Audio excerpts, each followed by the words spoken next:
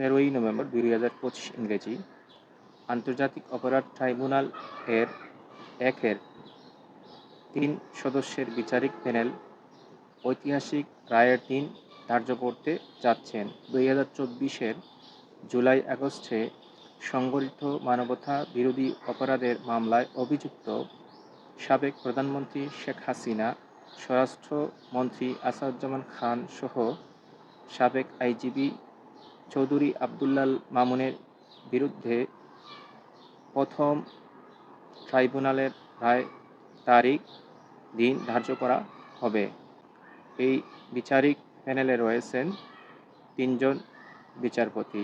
যেই মামলাটি public prosecutor ও state defence আইনজীবীর দীর্ঘ আইনি তর্ক-বিতর্ক ও দলিল প্রমাণ উপস্থাপনার পর আজ সেই দিনটি নির্ধারণ করা হবে।